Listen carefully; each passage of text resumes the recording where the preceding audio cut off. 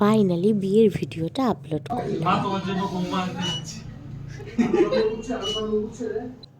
তো প্রথমে তো ভাই বেরিয়ে যাবে, তারপরে আমরা সব একে একে এক একটা গাড়ি করে বেরিয়ে যাব।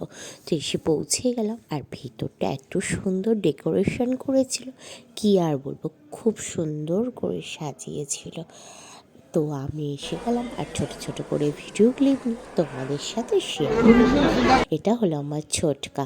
তো ভাই বিয়েতে বসে পড়বে, ভাই দাঁড়িয়ে আছে, আর পেছনে সব দেখো ওর শালিরা সব দাঁড়িয়ে আছে, কখন জামাইবাবু জুতো খুলবে আর ওরা নিয়ে পালাবে।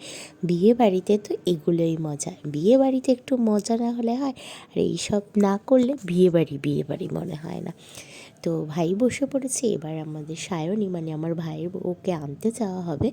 তো এদিকে আমি স্ন্যাক্সও করে নিলাম। স্টার্টারে কিন্তু অনেক কিছু ছিল, তো আমি সব কিছু একটু একটু করে ট্রাই করেছিলাম। তার ছেলেকে দেখো দই বড়া খাচ্ছে, ও ঘুরে ঘুরে একা একা সব কিছু খেয়ে নেয়। তো এখানে একটু গল্প গুজব করছিলাম সবার সাথে, ওর সাথেও একটু কথা বলছিলাম।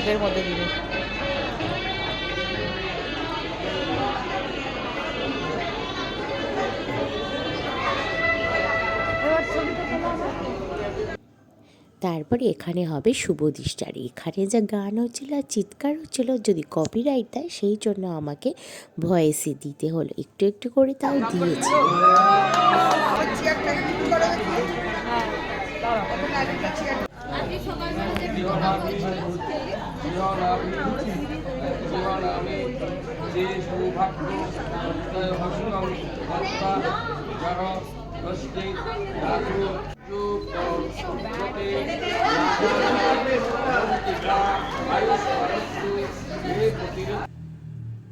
অনেক বছরের ভালোবাসা আজ পূর্ণতা পেল। সবাই আশীর্বাদ করো ওরা যেন সুখে শান্তিতে থাকে, আর ওদের দুজনকে কেমন মানিয়েছে সেটাও জানিও, আর আমাদেরকেও কেমন লাগছে জানিও। তো চলে গেছিলাম ডিনার করতে, রাত তখন অনেক, ডিনারে অনেক কিছু ছিল, যদিও বা আমি সব কিছু খাইনি, কেন স্টার্টার খেয়ে পেট ভরে গেছিলো, আর বিয়ে বাড়িতে গেলে যেন খাওয়াই হয় না। তো যাই হোক, আমি একটা চিংড়ি নিয়ে নিয়েছিলাম, আর দিক থেকে এক পিস মাটন নিয়েছিলাম, এটাই। আর আইসক্রিম তো ছিলই, সেটা তো খেতেই হবে, যতই পেট ভরা থাকুক আর না থাকুক আইসক্রিম তো খেতেই হবে। তো শাশুড়ি মায়ের যেহেতু আজকে নিরামিষ ছিল, তো ওদের নিরামিষ আইটেমে চলে সেটাই। শাশুড়ি মাকে তো বলি, শাশুড়ি মা তো খেতে খেতে পারে না হয়তো, তাই গুছিয়ে দিয়ে এসেছিলাম বসে খাওয়ার জন্য।